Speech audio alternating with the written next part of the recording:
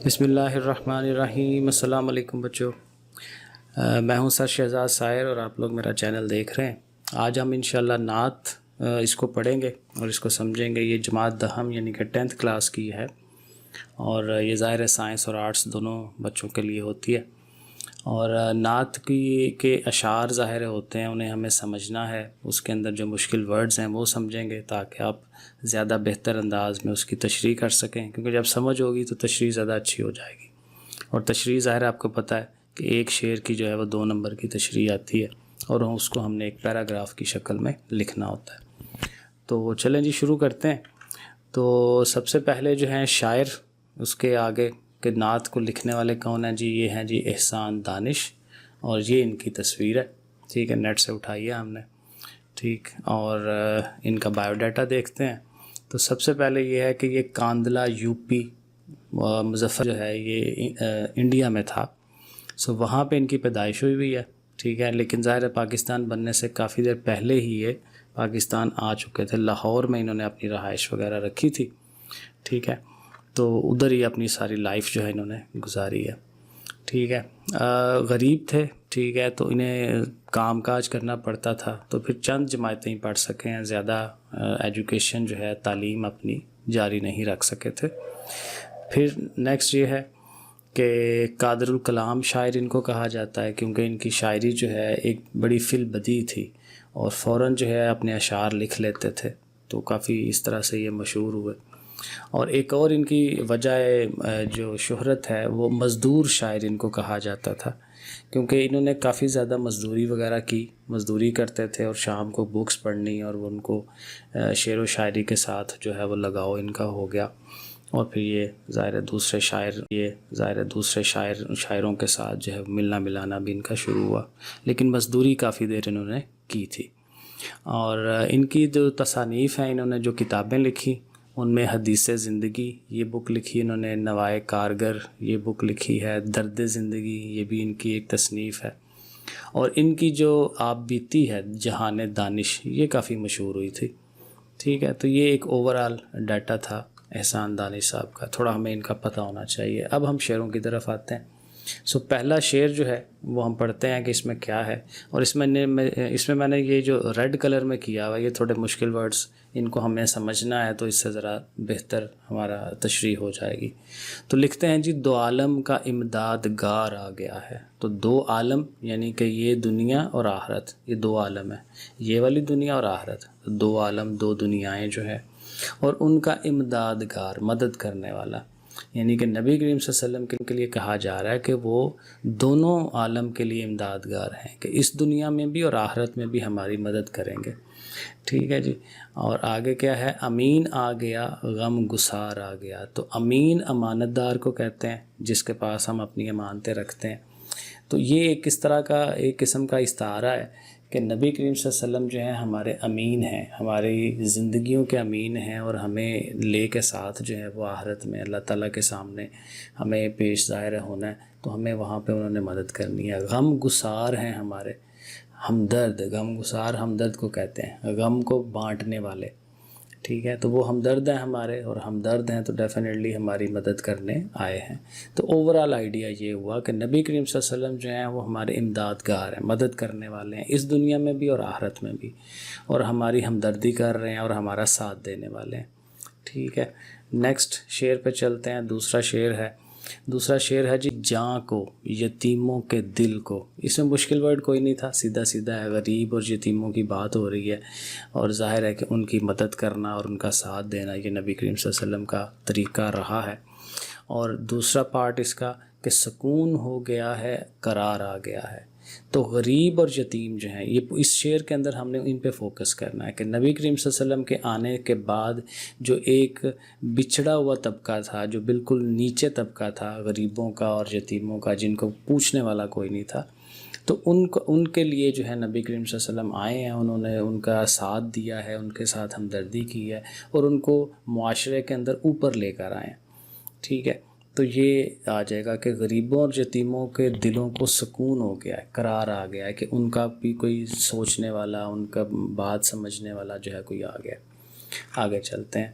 تیسرے شعر میں کیا ہے جی، اصول محبت ہے پیغام جس کا.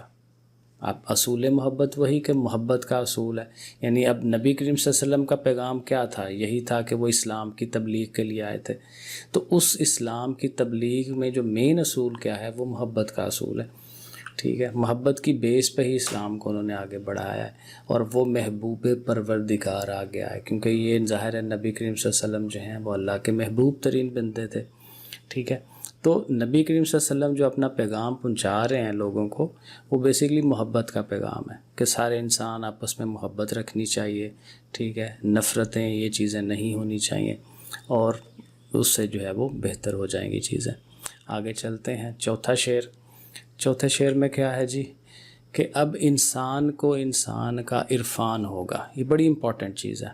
انسان تو ہیں ہم لوگ، انسان سارے، لیکن انسان کا عرفان یہ بڑا اہم ایک پوائنٹ ہے کہ انسان کا عرفان ہوتا ہے جاننا، سمجھنا، کہ انسان اپنے آپ کو سمجھے گا. یعنی پہلے انسان کو یہی پتہ نہیں تھا کہ میرا مقصد حیات کیا ہے، زندگی کا مقصد کیا ہے. تو اب جو ہے نبی کریم صلی اللہ علیہ وسلم کے آنے کے بعد انسان کو اپنے آپ کی سمجھ آ جائے گی کہ اللہ نے اس کو کیوں پیدا کیا، کس لیے پیدا کیا. یقین ہو گیا، اعتبار آ گیا ہے کہ انسان کو جب سمجھ آ جائے گی اور اس کو یقین ہو جائے گا کہ میں اس دنیا میں کسی مقصد کے لیے آیا ہوں، اللہ تعالیٰ نے کسی مقصد کے لیے مجھے بنایا ہے، اور اس کو اعتبار آ جائے گا، سمجھ آ جائے گی، اور وہ اپنی زندگی کو زیادہ بہتر انداز میں چلا پائے گا. کیونکہ اللہ تعالیٰ نے ظاہر انسان کو بے مقصد تو پیدا نہیں کیا، اور اس کو کسی مقصد کے لیے پیدا کیا ہے. تو مقصد یہی ہے کہ دنیا میں اچھے سے اچھے کام کر کے انسان جائے. ٹھیک ہے، تو یہ چیزیں اس شعر کے اندر. 5واں شعر اس میں دیکھتے ہیں ہم کہ لکھ رہا ہے جی: بجھے گا نہ جس کا چراغ محبت. ظاہر ہے یہ نبی کریم صلی اللہ علیہ وسلم نے محبت کا ایک چراغ روشن کر دی، مسلمانوں کا ایک امت پیدا کر دی، آ گئی امت. تو یہ ایک چراغ محبت ہے، محبت کا ایک چراغ انہوں نے روشن کر دیا کہ یہ اب چراغ بیسکلی اس کا کام کیا ہوتا ہے کہ اس کو جب آپ روشن کرتے ہیں تو اس کے ظاہر پیچھے بیک پہ تیل ہوتا ہے، تو وہ چراغ کی روشنی جو ہے وہ کنٹینیو رہتی ہے، چلتی رہتی ہے. یعنی نبی کریم صلی اللہ علیہ وسلم نے یہ جو چراغ مسلمانوں کا روشن کیا ہے، تو یہ مسلمانوں کا فرض ہے کہ محبت جو ہے وہ آگے پہنچائیں. تو یہ بجھے گا نہیں، کیونکہ یہ جب تک مسلمان ہیں اس دنیا میں تو یہ چراغ محبت جو ہے وہ چلتا رہے گا. دوسرا پارٹ جو ہے وہ پیغمبر ذی وقار آ گیا ہے. تو ظاہر ہے ذی وقار، جن کا وقار بہت بلند ہے، جن کی عزت بہت زیادہ ہے، اللہ تعالیٰ نے ان کو بہت زیادہ عزت دی ہے.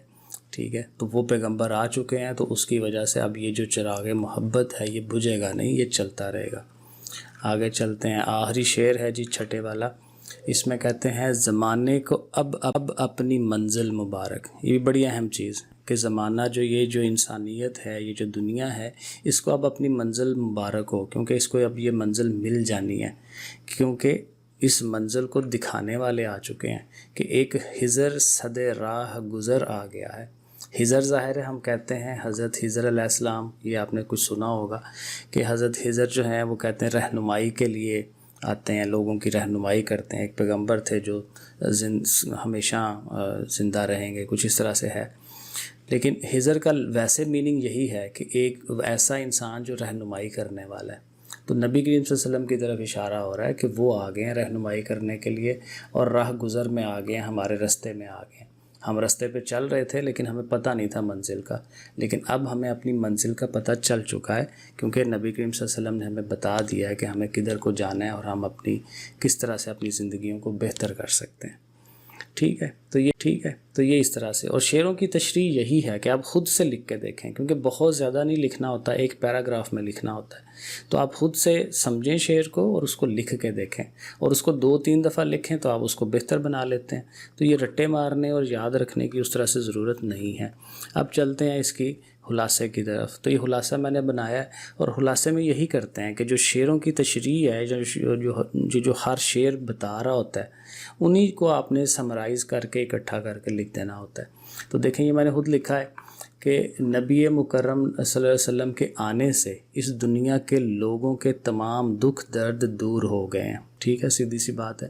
غم خواروں، یتیموں اور غریبوں کے دلوں کو سکون ہو چکا ہے، کیونکہ ایک ایسے نبی آ چکے ہیں جن کا پیغام ہی انسانیت کی محبت ہے. صحیح ہو گیا. اب انسان کو اپنی پہچان ہوگی، یعنی سمجھ آ جائے گی اسے کہ میرا مقصد کیا ہے، اور اپنی زندگی کے مقصد کا پتہ چلے گا، اور انسانیت کو اپنی منزل مل جائے گی، کیونکہ منزل کا راستہ بتانے والے آ چکے ہیں. ٹھیک ہے نا، نبی کریم صلی اللہ علیہ وسلم. تو یہ ہے جی، خلاصہ بھی ہو گیا. ٹھیک ہے جی، بہت شکریہ دیکھنے کا، اور اگر کچھ پوچھنا ہو تو آپ سوالات کمنٹس میں پوچھ سکتے ہیں. ٹھیک ہے جی، تو انشاءاللہ اس سے اور بہتر ہم ویڈیوز بنائیں گے. ویڈیو اچھی لگی ہو تو اپنے دوستوں کو شیئر کریں.